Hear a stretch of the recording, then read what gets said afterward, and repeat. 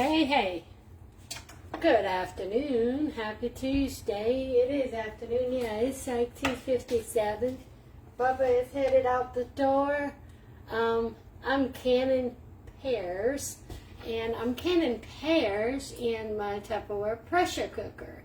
12 minutes at a time. So it's taking a little while, but man, I don't have to do a hot water bath at all.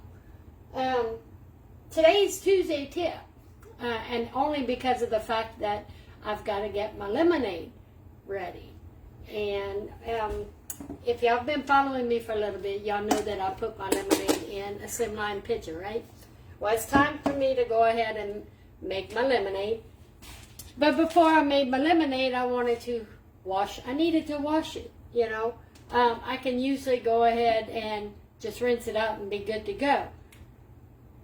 Today, because I finished my lemonade last night, I set my pitcher out on the counter. Bubba didn't wash it because he knew I was going to be making some more. And when I went to wash it, this little piece right here, oh my God. So, the strainer piece, it's not a big deal as far as the top, but look, there's a hidden compartment right there. Oh my God, it was so moldy.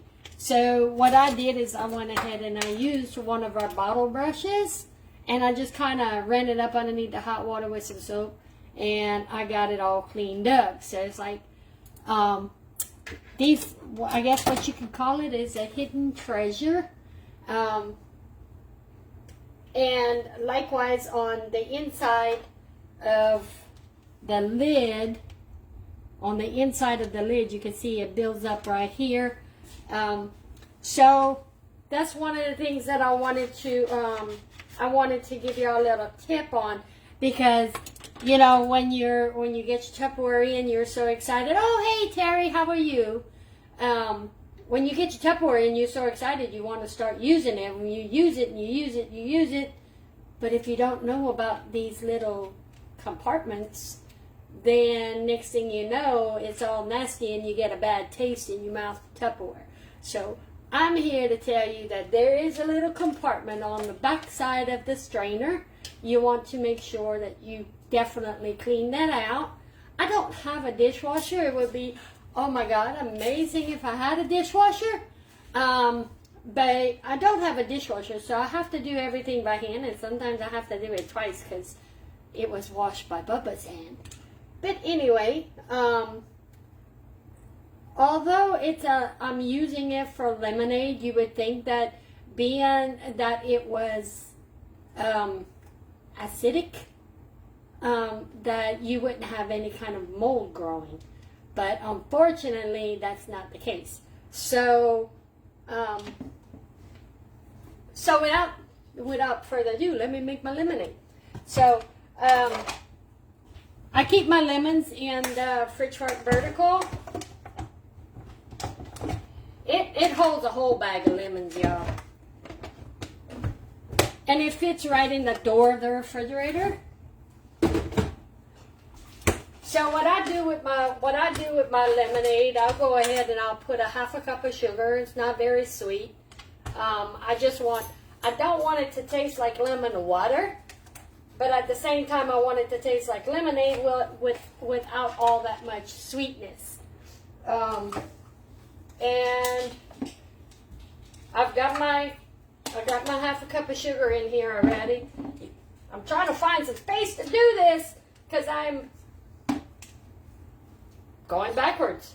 The proper way to use your lemon squeezer is to go ahead and put it with the cut side down and the point up, and I usually go ahead and brace it on my container because sometimes my wrists play with me,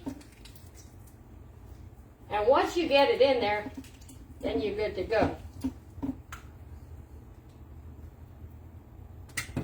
And the good thing about having the strainer on the Slimline Pitcher is that if you have any pulp or seeds that pop out in the squeezing process, the strainer keeps that from going into your tumblers.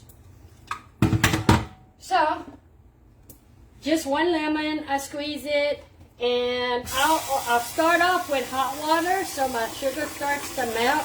I'm not going to be drinking it right away because I still have a cup of coffee to go. So this is going to be all on the hot water side. By the time I'm ready for it, it'll be cold. Get this out the way. And in this house, you use whatever's in the dish drainer to stir it with. And it just so happened Jason went ahead and he cooked some eggs this morning to get his lunches ready. So this was the spatula he uses. Now, of course, you go ahead and you put your strainer back in. Make sure there's no fungus growing.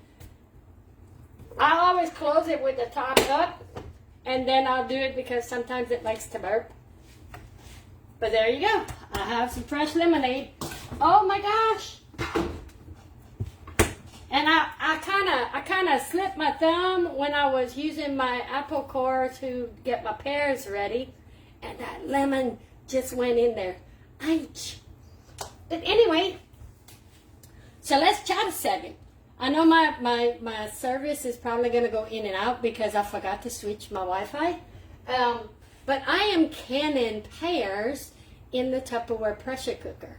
Now, I started out with a Google recipe that is only a light syrup. So it is only a cup of sugar to 6 cups of water. And I was doing pear halves, so like 4 pears, but I was doing pear halves. And the way that the recipe went is that you needed to go ahead and bring that syrup water to a boil, and then put the half of pears in there. So I was using my daily cookware stock pot, but it's like after 5 minutes, my pears wasn't even, they weren't tender. So while I was waiting for the water to boil, I said, you know what, let me try something in the Tupperware pressure cooker. And I started off with pears sliced like apples. I started off with pears, the equivalent of 3 pears. I started off, and I put only a half a cup of sugar and 4 cups of water into the pressure cooker, and I set it up for 10 minutes. Now, first go round, it wasn't hissing at me. So I said, well, apparently I need to go a little bit longer. So I put it back in for another 10 minutes. Then it started hissing inside the microwave at about 12 minutes. So I have been going for 12 minutes at a time doing my pears. Guys, the first setup, this is what it looks like, and it's already sealed. Okay, so I did, my first trial batch was this. That was my first trial batch. And I've done it twice already. The second time filled me almost 2 quarts. The third time just finished, and I'm going to finish my second quart.